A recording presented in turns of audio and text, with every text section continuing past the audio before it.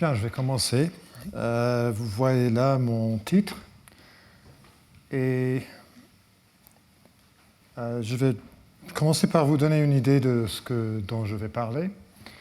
Ça a été un peu provoqué par un essai d'Akshay Venkatesh, qui est un mathématicien très reconnu. Il a gagné la médaille Fields il y a quelques années.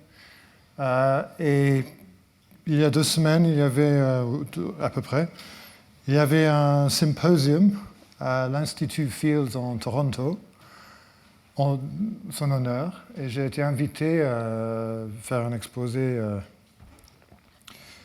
Et avant, il y a quelques mois, il a écrit un essai sur le sujet suivant. L'intelligence, comme vous le savez, bien sûr, il y a eu beaucoup de développement dans l'intelligence artificielle pendant les dernières années, y compris un logiciel de DeepMind qui a pu apprendre à jouer très bien à Go, échecs, tout ça, commençant seulement avec les règles du jeu et jouant les jeux avec soi-même et apprendre et finalement, dans pas beaucoup de temps, atteindre un niveau où il peut gagner contre les êtres humains les plus doués du monde. Et il est naturel de se poser la question, est-ce qu'on peut faire quelque chose comme ça pour les mathématiques? Est-ce qu'on peut donner à un programme comme AlphaZero les axiomes des mathématiques, les règles de déduction et laisser le programme tout seul pour développer toutes les mathématiques et formuler, résoudre les problèmes et tout ça. Mais il y a une difficulté qui est que si on veut, il y a un manque d'une fonction de récompense. C'est-à-dire, si on joue un jeu d'échecs, si on gagne, on est content. Si on perd, on n'est pas content. Et là, il y a la fonction de récompense. Mais si on fait des maths, si on commence avec des axiomes et on déduit quelque chose, il est facile d'en déduire des conséquences, mais quand est-ce qu'on est content d'avoir fait une déduction? Quand est-ce qu'on dit que ce qu'on a prouvé est intéressant? C'est important parce que sauf ça, sauf une idée de ce qui est intéressant et ce qui ne l'est pas, on n'a pas une fonction appropriée de récompense et on ne peut pas dire que le programme est capable de prouver les théorèmes comme les êtres humains. Et voilà, c'est la difficulté. Et pour cette raison, oui, Venkatesh a pensé de ce qui serait l'effet d'un programme qui pourrait faire des déductions comme les êtres humains, comme les mathématiciens, mathématiciennes humaines. Mais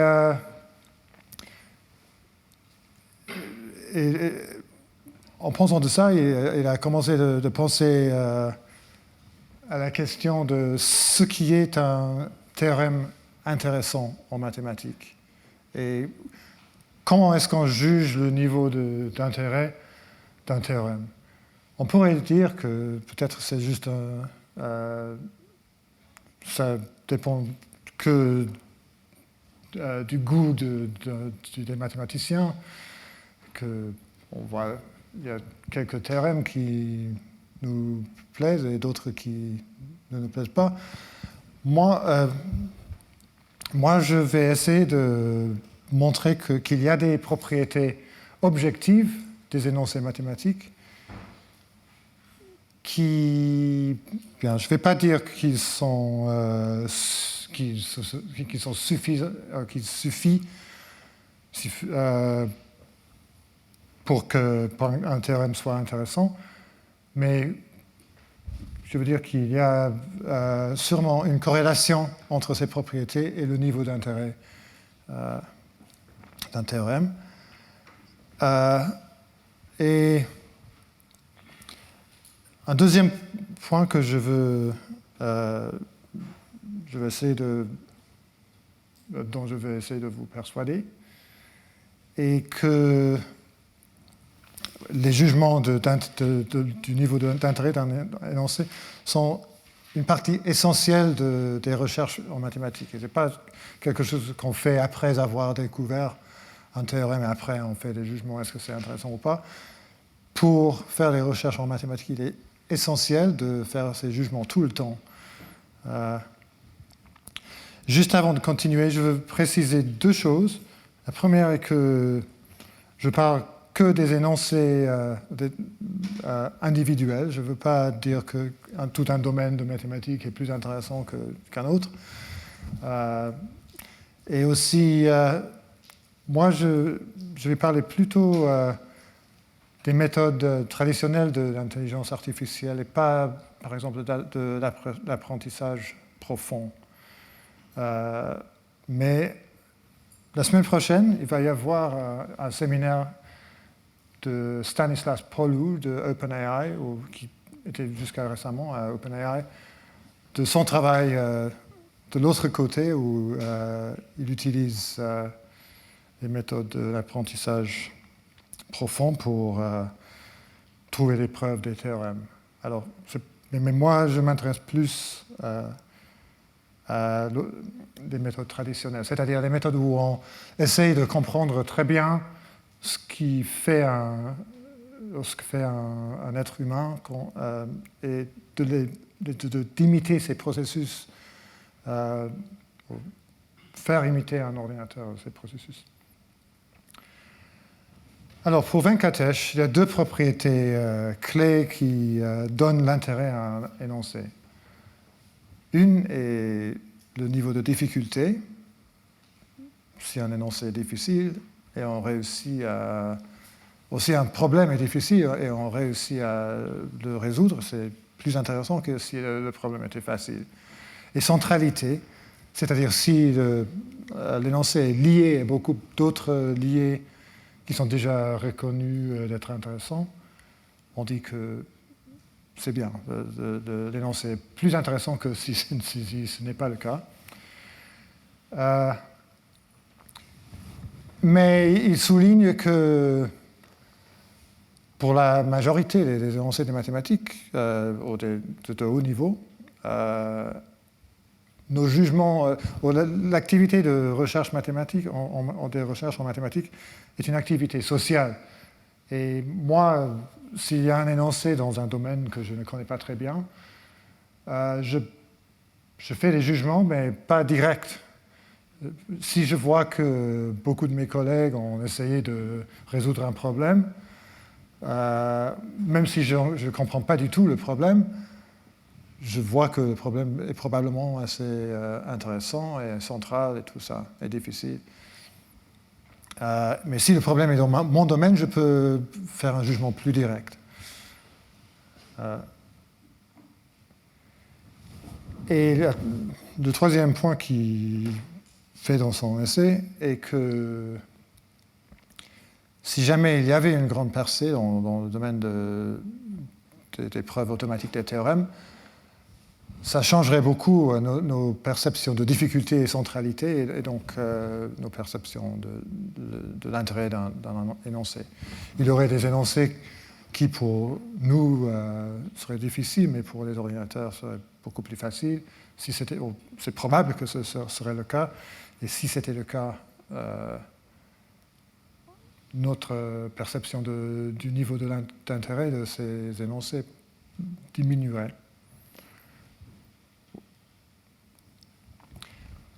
Alors, moi, je vais parler des propriétés d'un énoncé qui le rend difficile ou central.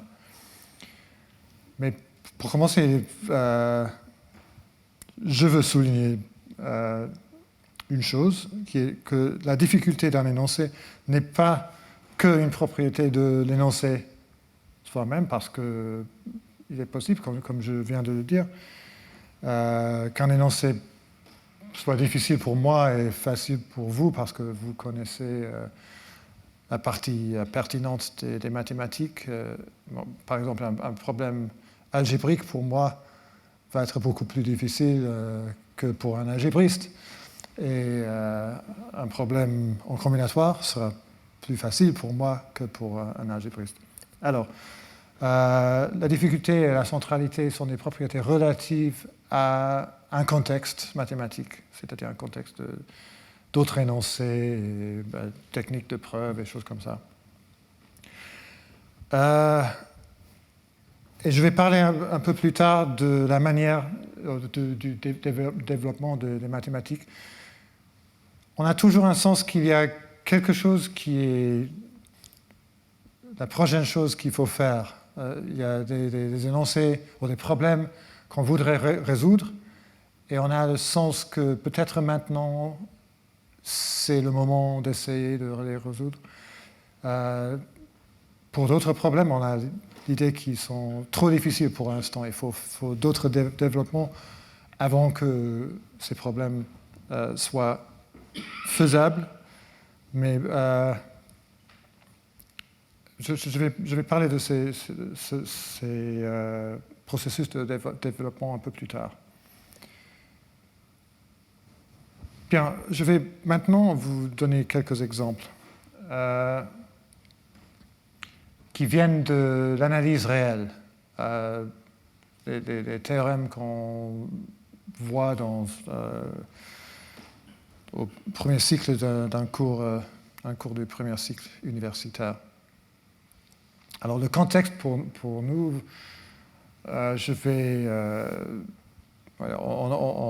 on a les opérations arithmétiques, convergence, on a les définitions de base du cours.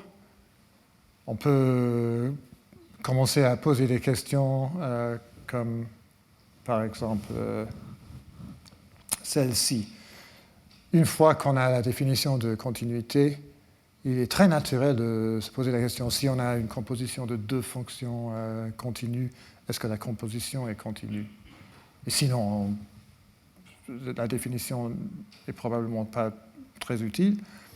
Mais c'est un type de question qui est naturel de poser. Et voilà deux autres questions. Et les trois questions-là sont assez faciles. Et pour montrer que... Je vais parler de la deuxième, pour montrer dans un sens un peu plus précis pourquoi elle est facile. Je vais parler de comment un ordinateur peut prouver cet énoncé-là, le deuxième énoncé. Alors, voilà l'énoncé. Et je parle d'un programme qui existe, que j'ai dessiné avec un collègue, Mohan Gunnasellingham. Peut-être que je devrais écrire son nom, parce qu'il est quelqu'un important dans ma vie.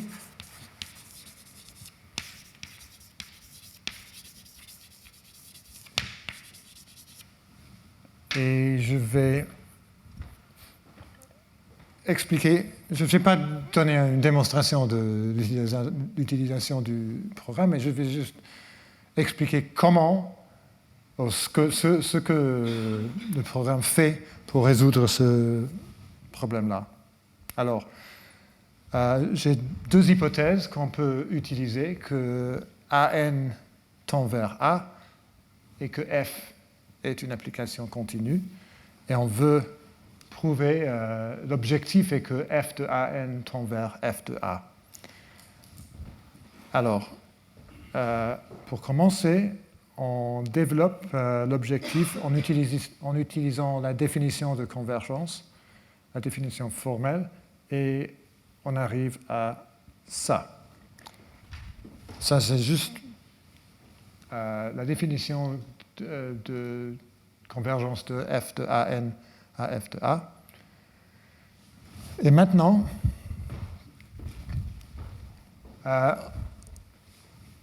quand on veut prouver quand l'objectif commence avec un quantificateur universel, on a une petite astuce qu'on utilise, c'est-à-dire soit epsilon un nombre réel positif.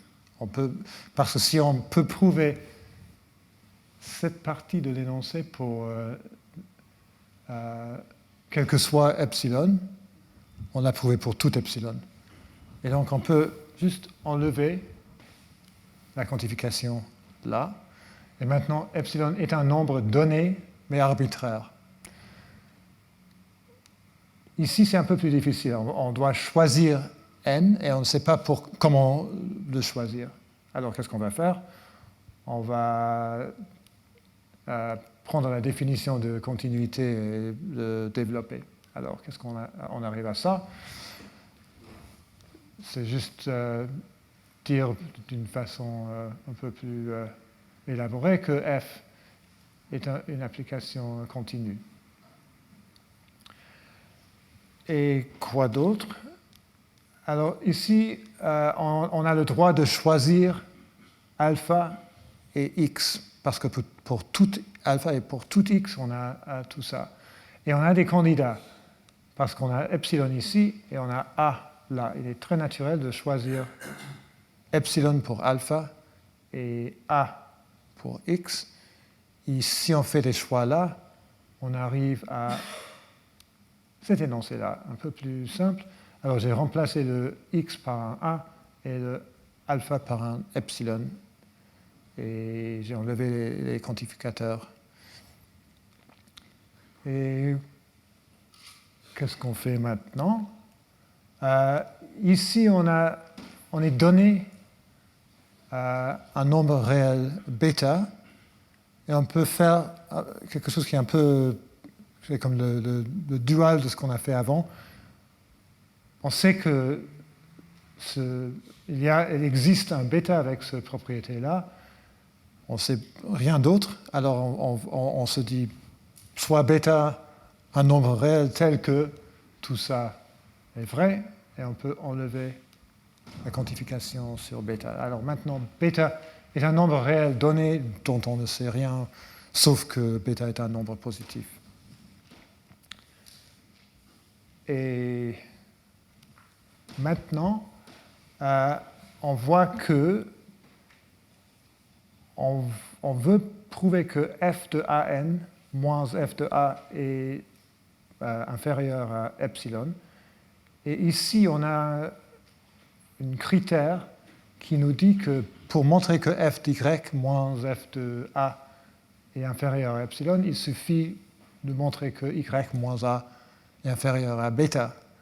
Alors, en utilisant ça, on peut remplacer cet objectif par an moins a est inférieur à bêta. Alors, on fait ça. Et tous ces coups du jeu sont automatiques. Il est facile de voir que... Voilà. Et on arrive à ça. Il suffit de prouver ce nouveau objectif-là. Maintenant, je vais développer l'autre hypothèse de convergence. Et il y a un candidat pour... je vais accélérer un tout petit peu. Il y a un candidat pour θ, à savoir bêta. Donc, je choisis bêta. Et j'arrive à cet énoncé-là. Et maintenant, c'est fini parce que j'ai deux énoncés. Là, j'ai une hypothèse et là, j'ai un objectif. Et ce sont les mêmes énoncés. La seule différence est que j'ai utilisé les lettres différentes ici et ici, mais ce sont des variables liées. Et donc, je peux remplacer m par n et m minuscule par n minuscule. J'ai le même énoncé. Et donc, c'est fini.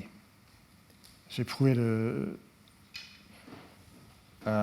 l'énoncé que je voulais prouver. Et maintenant, je veux considérer un énoncé un peu plus compliqué. Et je veux essayer d'expliquer pourquoi cet énoncé est plus compliqué que celui que je viens de présenter. Alors, cette fois, on a une application continue de f de R à R, et on veut savoir si cette application doit être bornée dans chaque intervalle. Pour être un peu plus simple, je vais considérer une application de 0 à 1.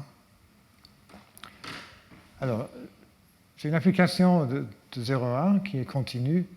Est-ce qu'il est vrai? Je vais essayer de prouver que f est borné. Et je veux utiliser les mêmes méthodes que j'ai utilisées pour le théorème précédent. Alors, je commence par développer cette définition. C'est-à-dire qu'il existe un C tel que pour tout x, la valeur absolue de f de x est au plus C. Ici, il faut choisir un C, et je ne sais pas comment le faire. Je n'ai pas beaucoup de choix. Je vais développer l'hypothèse aussi. Alors, f est continu, j'ai ça. Mais malheureusement, ici, j'ai deux quantificateurs universels. Alors, j'ai des quantificateurs universels au-dessus de la ligne et un quantificateur existentiel au-dessous de la ligne. Ça, c'est la situation un peu difficile. Je ne peux pas les enlever. Alors, ce qu'on fait dans ces circonstances est souvent de décider de ne pas faire le choix pour l'instant et juste attendre. Alors, ce que je vais faire est ça. Je veux dire, j'ai le droit un jour de choisir C, epsilon et Y, mais je vais faire semblant que je les ai déjà choisis. Et après, j'espère que le problème va se simplifier.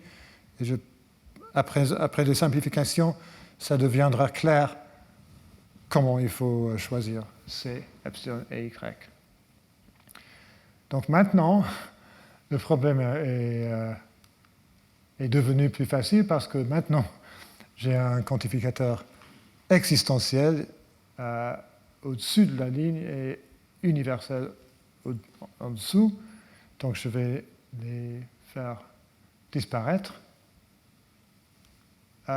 Mais je vais me rappeler que delta dépend de y. Alors, c'est ça mon hypothèse et ça est la conclusion. Et je suis libre à choisir C, epsilon et Y.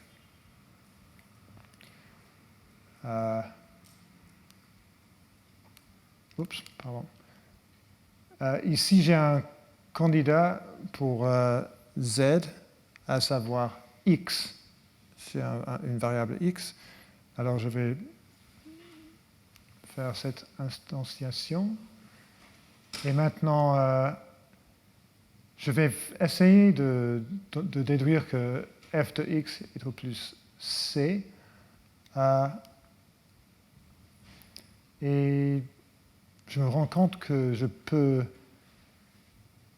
changer un peu, je peux déduire de cet énoncé-là une borne supérieure pour la valeur absolue de f de x, c'est-à-dire la valeur absolue de f d'y plus epsilon. Et si je fais ça, j'ai quelque chose qui est beaucoup plus proche à ce que je dois prouver. Et maintenant, une fois que j'ai vu ça, je vois que si f d'y plus epsilon est au plus c, et si y moins x est inférieur à delta, j'aurai ce que je veux. Parce que si y moins x est inférieur à delta, j'aurai ça, et si cette expression-là est au plus C, j'aurai l'objectif. Alors, il suffit de prouver ces deux énoncés-là.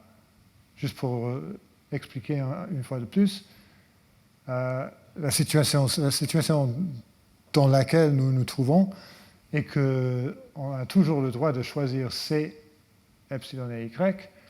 Et si on peut prouver que moins X est inférieur à delta et f d'Y plus epsilon est plus C, on aura ce dont on a besoin. Mais malheureusement, on n'a plus d'informations. Il n'y a pas beaucoup qu'on peut utiliser pour prouver ces deux énoncés. On est un peu bloqué à ce point-là. Mais on peut voir qu'on a au moins prouvé que si X appartient à l'intervalle Y moins delta jusqu'à Y plus delta, on a une borne supérieure pour la valeur absolue de f de Y. Alors, f n'est pas borné sur tout l'intervalle de 0 à 1, mais elle est bornée dans un intervalle qui contient un intervalle ouvert qui contient X. Mais quand même, un programme comme celui, comme le programme de Ganel, Sandlingham et moi, serait bloqué à ce point-là, qui est un signe que ce problème est plus difficile que l'autre. Est plus difficile d'une façon un peu plus objective. Ce n'est pas juste qu'un être humain n'a pas réussi à le résoudre, c'est un ordinateur qui n'a pas réussi à le résoudre. Et maintenant, je vais continuer avec une discussion de ce que ferait un être humain, parce que ça devient plus compliqué si j'essaie de parler d'un ordinateur. Alors, on commence par, on a f, et on veut montrer que on sait que f est continu, on veut montrer que f est borné. Et en utilisant ça, on voit que pour chaque x, il existe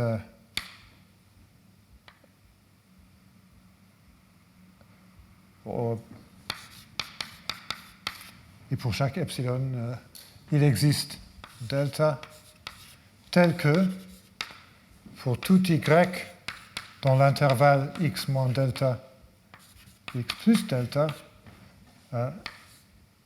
f de x moins f d'y est au plus epsilon, et alors f d'y est au plus f de x plus epsilon.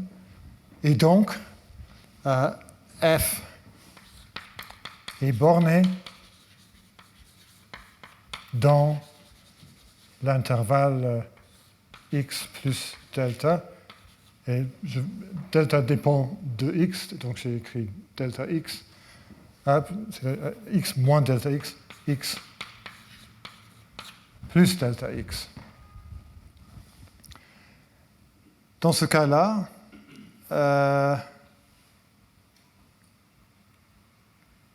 je peux me dire que f n'est pas forcément bornée, mais elle est localement bornée. C'est-à-dire pour chaque x, il y a un voisinage dans lequel f est borné. Et donc on se pose naturellement la question, si on a une application sur 0,1 qui est localement bornée, dans ce sens-là, est-ce qu'elle est forcément bornée sur tout l'intervalle?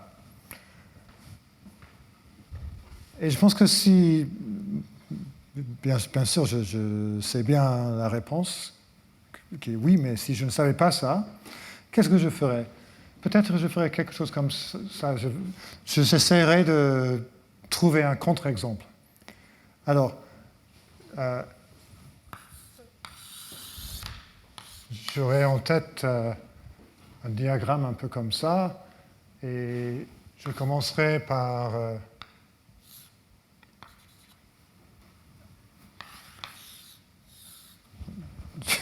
je préfère avoir mon intervalle ici, et pas en haut. Voilà, 0, 1. Et je commence par une partie du graphe de l'application qui est bornée là. Et maintenant, j'ai un intervalle un peu plus petit. Et je vais essayer d'avoir... L'application est bornée dans cet intervalle-là, mais la borne est plus grande. Et je vais essayer de continuer comme ça. Et encore plus grand, etc. Alors, est-ce que j'ai réussi à vous donner un contre-exemple? Pas vraiment, parce qu'il faut qu'il y ait un intervalle qui contient 0. Et si j'ai cet intervalle-là, je ne peux pas continuer avec des bornes qui sont de plus en plus grandes, parce que ici, il y a aussi une borne supérieure, comme ça. Et une fois que les intervalles arrivent ici, on trouve qu'on a couvert l'intervalle entre 0 et 1 d'un nombre fini d'intervalles, et dans chaque intervalle, il y a une borne supérieure, et donc l'application est bornée. Donc, ma tentative de vous donner un contre-exemple n'a pas marché. Et pour les êtres humains, ce qu'on fait maintenant est d'essayer de comprendre pourquoi ça n'a pas marché. J'ai perdu...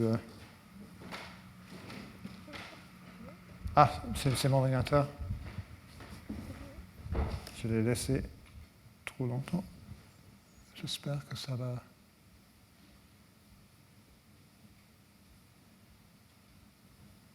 Bien, pour l'instant, ça... Voilà.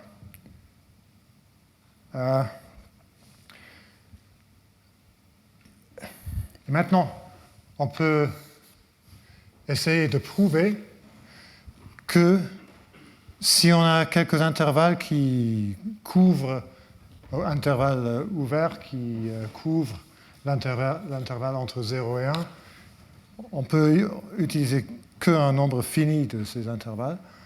Et pour faire ça, on choisit y comme le suprêmum de... qu'est-ce que j'ai écrit là? Non, x égale le suprêmum d'y tel que 0 jusqu'à y peut être couvert d'un nombre fini d'intervalles. Alors, si x est le suprêmum, on arrive, si x égale 1, on a prouvé qu'on peut couvrir tout l'intervalle d'un nombre fini d'intervalles de la collection. Sinon, il y a un intervalle qui contient x, mais jusqu'à ici, on peut couvrir d'un nombre fini d'intervalles, et donc on peut couvrir un peu plus d'un nombre fini d'intervalles, et voilà une contradiction. Et donc, on a prouvé le théorème de Heine-Borel. Je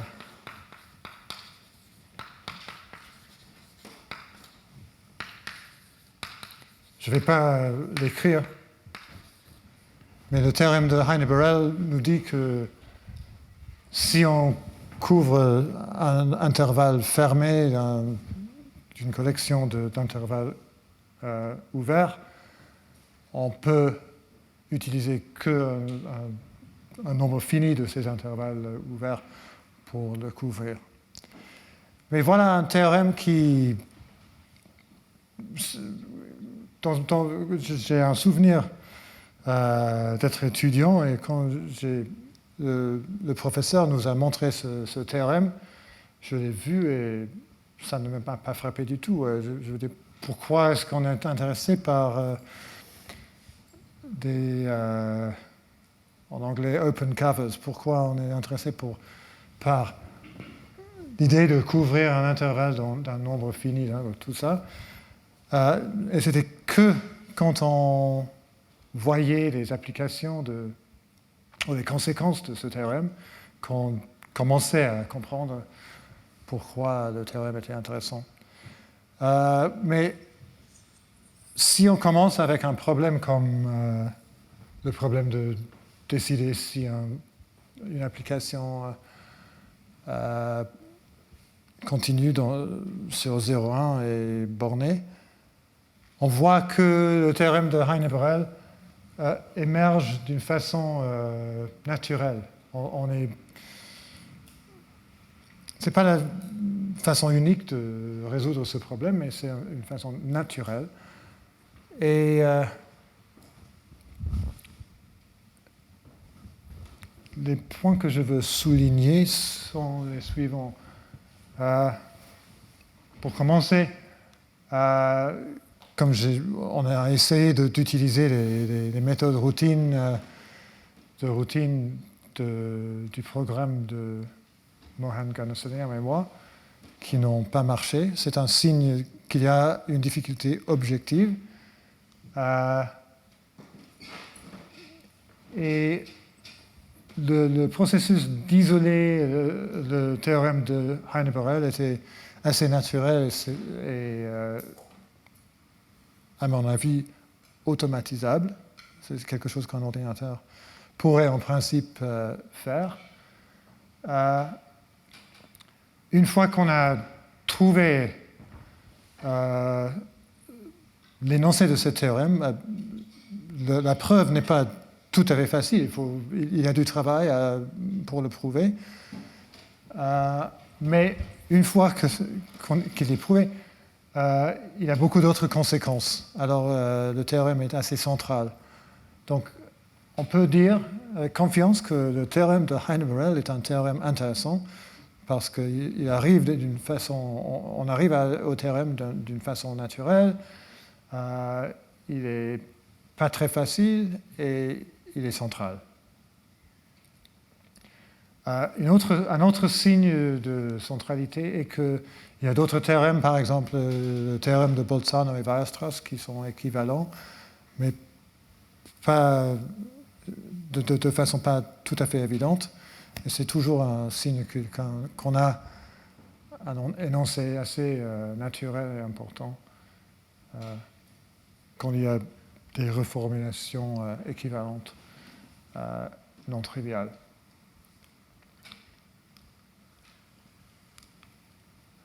Et voilà quelques autres résultats qui ont la même... qui est un peu comme ça. Pour chaque résultat là, on peut trouver un problème où si on essaye de résoudre le problème, on arrive à formuler ces résultats-là. Le théorème de Bolzano et Weierstrass, on peut utiliser le même problème. Le théorème des valeurs, on verra ça, j'ai un autre exemple que je vais vous montrer dans un moment. Alors, tous ces résultats sont assez importants et c'est pour ça qu'on les voit dans les cours de premier cycle. Maintenant, comme j'ai dit, je voulais parler un peu du développement des mathématiques. Peut-être ça aidera si je fais un petit diagramme.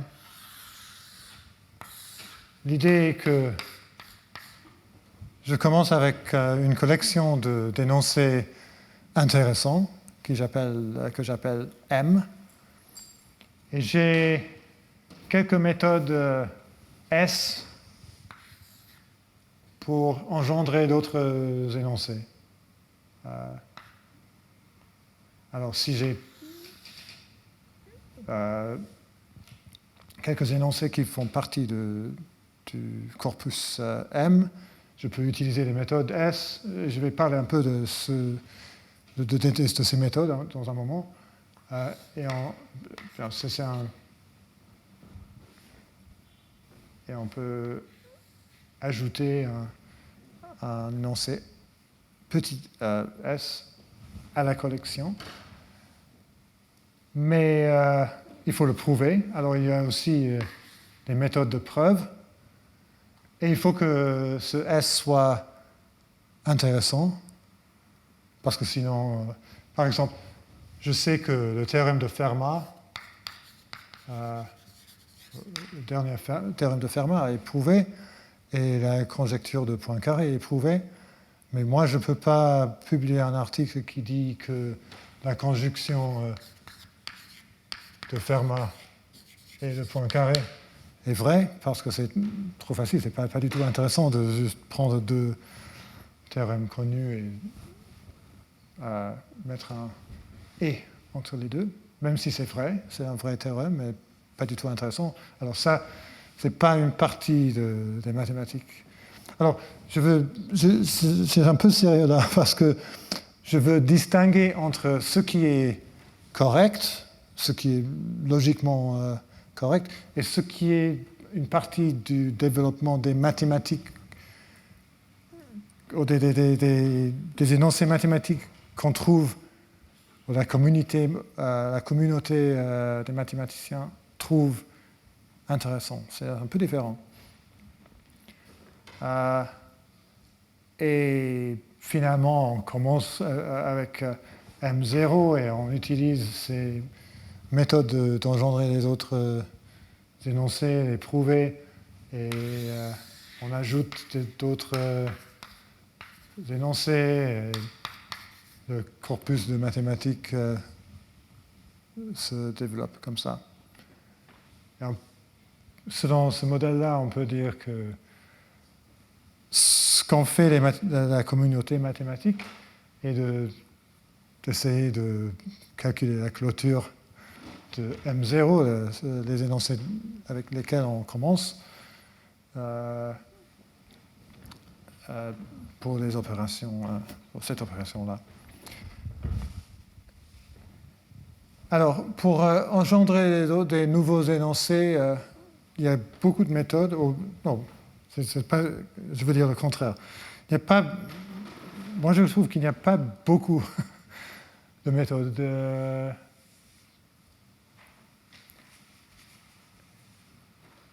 Une fois que j'ai écrit ça, j'ai des difficultés à penser d'autres méthodes que j'utilise pour... Alors, généralisation, c'est... Si on a un énoncé, souvent on veut voir si on peut utiliser les hypothèses plus faibles ou prouver une conclusion plus forte ou prouver un énoncé plus abstrait ou choses comme ça. Alors, il y a des façons de généraliser.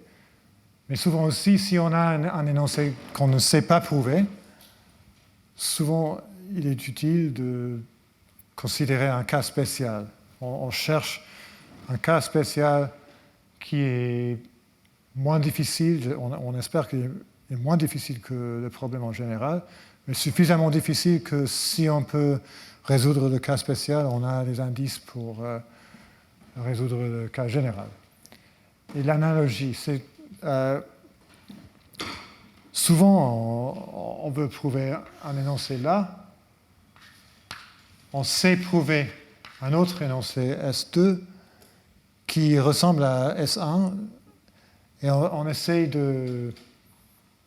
d'imiter la preuve de S2 mais en changeant ce qu'il faut changer pour arriver à une preuve de S1.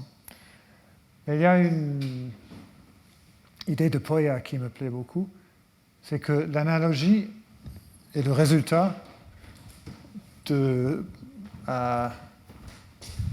généralisation et spécialisation. C'est-à-dire, quand je dis qu'il y a une analogie entre S1 et S2, c'est parce qu'il y a un énoncé T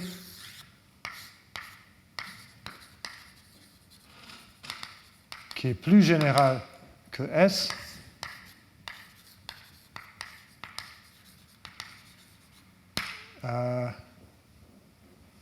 S1 est plus général que S2, et donc je peux arriver à S2 en généralisant à T et après spécialisant à S2. Et donc on pourrait peut-être dire qu'on n'a pas besoin de l'analogie parce qu'on peut utiliser la généralisation et la spécialisation. Mais je ne suis pas sûr que c'est toujours facile de faire comme ça. Et réduction, par ça, je veux dire, on commence avec un problème et on essaie de résoudre ce problème et on arrive à un autre problème. Comme par exemple, quand on essaie de résoudre ce problème-là et on arrive au théorème de Heine-Borel. Alors, avec ces 4 méthodes, on peut engendrer beaucoup d'énoncés intéressants. Je ne sais pas si on dit histoire comme ça en français, just so stories en anglais. Voilà, je vais de Rudyard Kipling.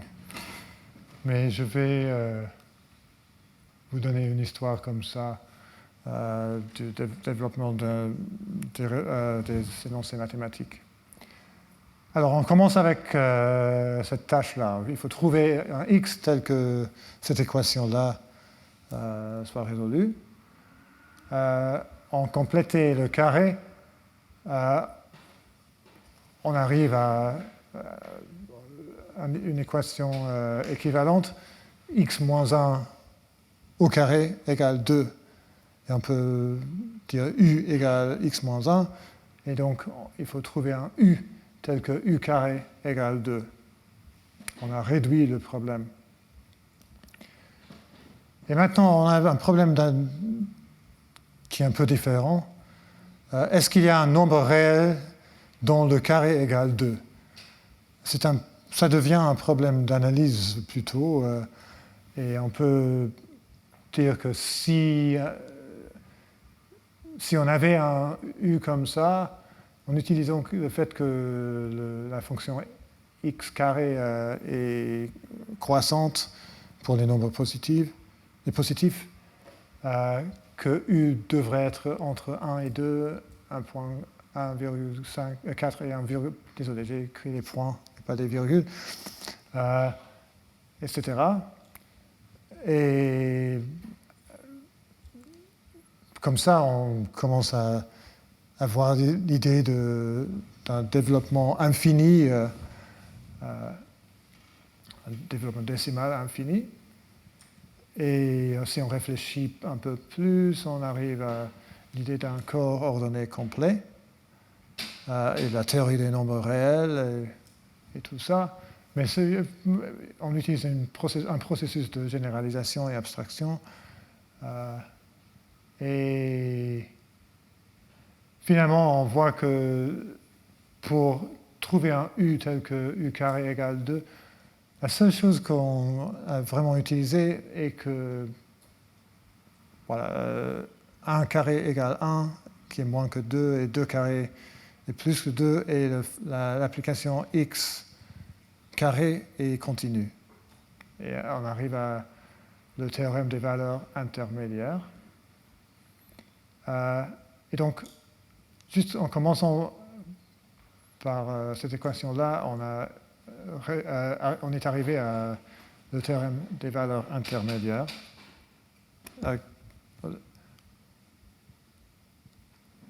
Mais en même temps, voici un autre problème. On voit qu'une sphère, c'est un peu comme un cercle. Une sphère, on a le sens qu'une sphère est l'objet trois-dimensionnel qui est le plus proche à un cercle en 2 dimensions. La sphère est 2-dimensionnelle, mais dans R dans un espace trois-dimensionnel. Et en réfléchissant un peu plus, on voit que le cercle d'unité dans le plan peut être défini par cette équation-là, et la sphère peut être définie ainsi. Et maintenant, il est facile de généraliser, mais sans la géométrie. C'est-à-dire, on peut dire qu'une sphère dont Rn va être un ensemble de points x1 jusqu'à xn tel que... les parenthèses là devraient être après le 1, bien sûr. Et maintenant, on a une généralisation des deux définitions-là, et c'est pour exactement cette raison que les deux définitions, il y a une analogie entre le cercle et la sphère, parce qu'il y a une généralisation simultanée des deux. Et maintenant, on a... j'ai écrit quelque chose en anglais, mais on a une abstraction un peu de niveau supérieur.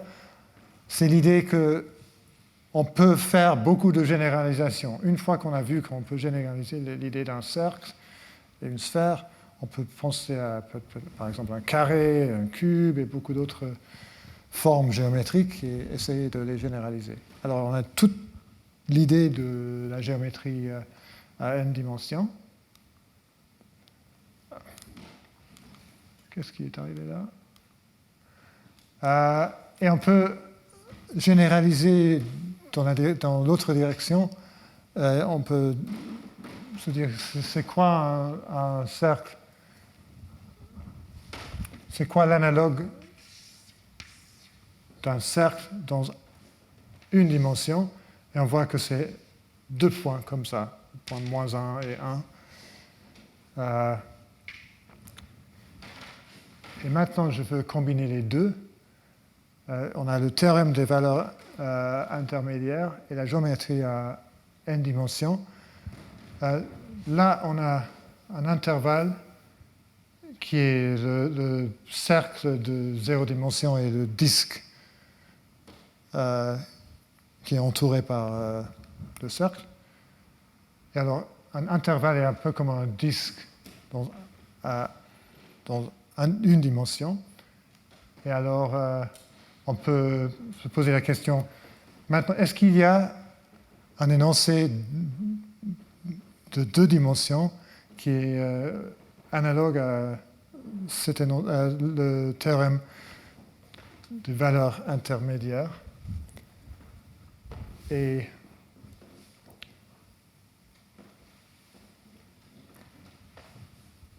la réponse est oui, et je vais juste dire que si on prend l'intervalle là et on a une valeur ici et moins 1 va à un nombre à gauche et 1 à un nombre à droite. Et on a une application continue, il y aura forcément un point x là tel que f de x égale y. Alors on veut une idée qui serait analogue à cette partie du cercle est à gauche et cette partie est à droite. Et on arrive à quelque chose. Si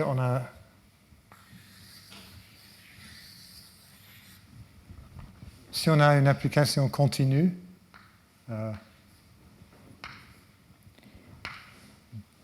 du disque au plan, tel que, ce n'est pas une généralisation tout à fait évidente, mais tel que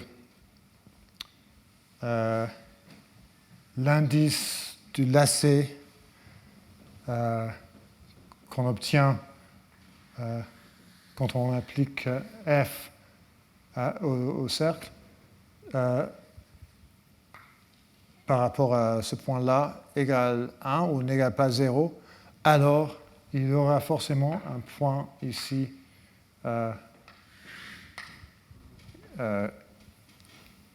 tel que f de ce point-là égale ce point-là. En particulier, un cas plus simple, si f de chaque point dans le cercle égale le point soi-même et f est continu, tous les points à l'intérieur vont être couverts par f du disque. Et si on continue comme ça, il y a des versions de n dimensions et on commence à développer la topologie algébrique et il y a beaucoup de généralisations possibles, tout en commençant par deux idées très très simples. Et finalement, ou presque finalement, voilà quelque chose de très, très bien connu que Gauss a dit à propos du théorème de Fermat, ou du conjecture à l'époque, que cela ne l'intéressait pas beaucoup comme proposition isolée, c'est une qualification importante, parce qu'il y a beaucoup d'autres questions qui sont similaires et toutes sont très difficiles. Alors, pour lui, il faut la généralité est importante et la faisabilité est importante. Il faut y avoir un espoir de résoudre, et à l'époque, il n'y avait pas. Je pense que je vais finir parce que il est presque 3 heures. Mais ma conclusion n'est pas du tout ça. Ça c'est le contraire de ma conclusion. Voilà ma conclusion. Parce que moi, je pense que ce ne sera pas possible pour les ordinateurs de trouver des preuves intéressantes, sauf s'ils ont la capacité de juger le niveau d'intérêt des énoncés mathématiques, pour les raisons que j'essaie de vous montrer. Mais je pense que c'est possible. Il y a des propriétés qu'un ordinateur pourra voir, les propriétés de difficulté et centralité. Et donc, un ordinateur, en principe, pas pour l'instant, mais en principe, les ordinateurs pourront faire des jugements du niveau de l'intérêt des énoncés mathématiques. Mais si un programme que Venkatesh appelle Aleph0 est développé, qui peut faire ces jugements et peut prouver des théorèmes intéressants, ça va changer tout. Je crois que ça va détruire l'activité des mathématiques. Peut-être on va continuer à faire des mathématiques avec l'aide des ordinateurs, mais la profession d'être mathématicien, je pense que ça va... je ne suis pas du tout sûr qu'il y aura des mathématiciens professionnels dans 50 ans, par exemple. Bien, je devrais arrêter là. Merci beaucoup.